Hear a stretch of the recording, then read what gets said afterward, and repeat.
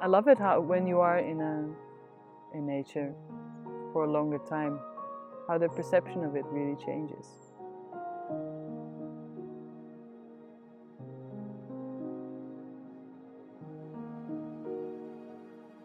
It definitely becomes more detailed, more...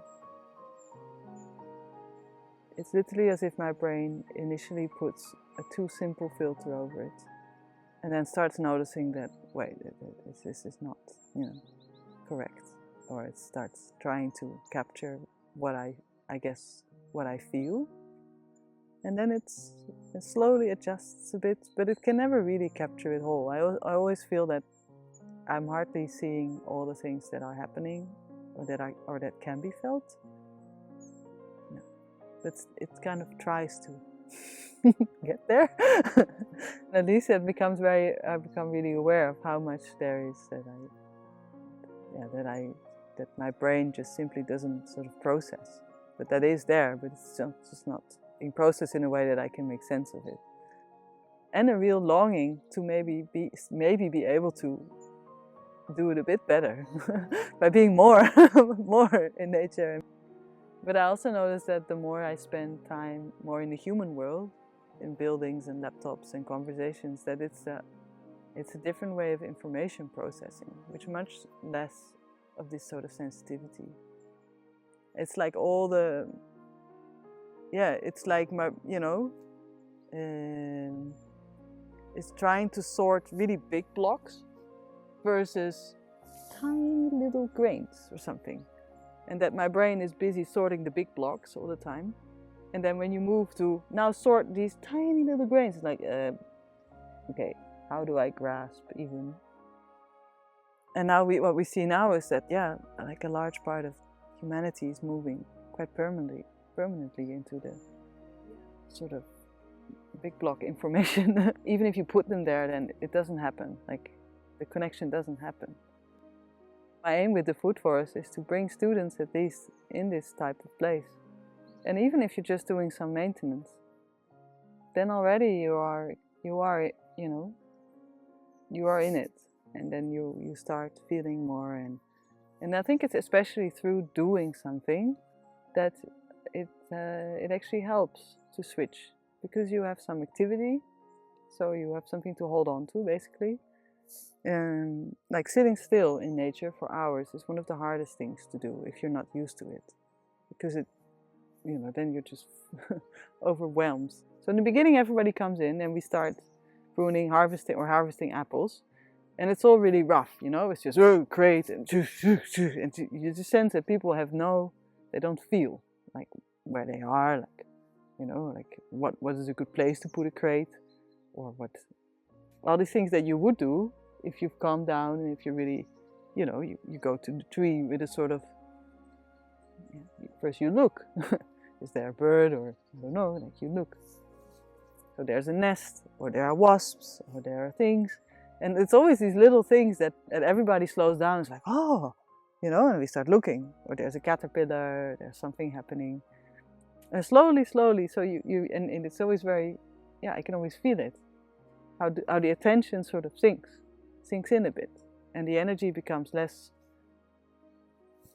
I don't know, all over the place somehow. It's like people's attention are also a bit, and this becomes more like, and the conversations also get a bit more harmonized, or and some people are also, it feels comfortable to be in silence with each other for a while, because there's already enough happening.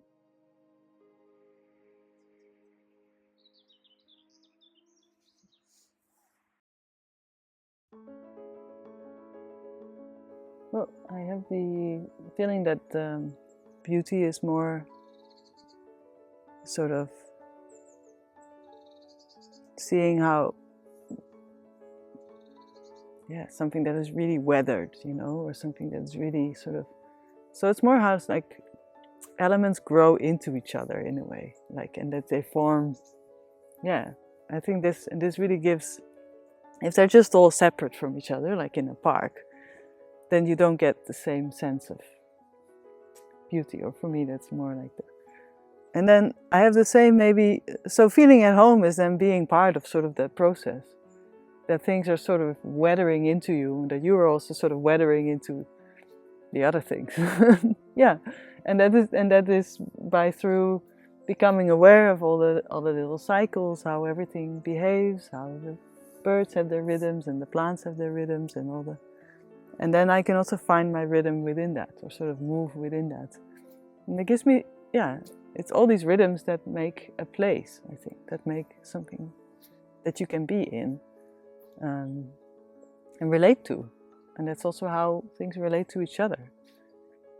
And that feels that when a place is too big, yeah, then it's a bit harder, because then all the rhythms are in a size or speed that I cannot relate to. And if it's too small, then I guess it's also a bit too not surprising enough, maybe? Yeah. Yeah, and I learned in the Netherlands, yeah, the beauty is more in the small. So we don't have these vast landscapes with huge mountains, and so that's a very different kind of experience, but it's still, yeah, I really enjoy the little things and the beautiful single trees that are taken care of so they can grow really old.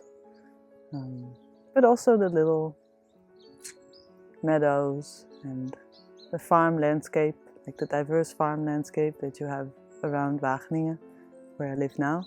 And the colors and the shapes and it brings a lot of diversity in the landscape too, to have that. Yeah, like I always enjoy seeing the willows. You know, we have this culture of pollarding the willows, but they become so pretty because of it. Like they have these really, you know, they can grow super, super old, and at some point they often fall down, and then they, you know, or they're completely hollow on the inside, and then it's just the outside, but they still have the branches and they're still fully alive. And I really started enjoying those sort of elements in the landscape, that the things, like in the Netherlands, we also cherish nature, and we do, you know, and we have cultural practices that make our landscape beautiful and enjoyable. And that was the first time that I started seeing that we also have it. Yeah. And I love to see how you can feel that people have also lived their lives in it for such a long time. So in the same way that it's nice to see how the birds or the badgers can have a burrow that is maybe generations old, it's also really nice to see how people have sort of their places that are generations old and that are also taken care of. And so for me, that's also really it's part of the whole, it's not really different from nature.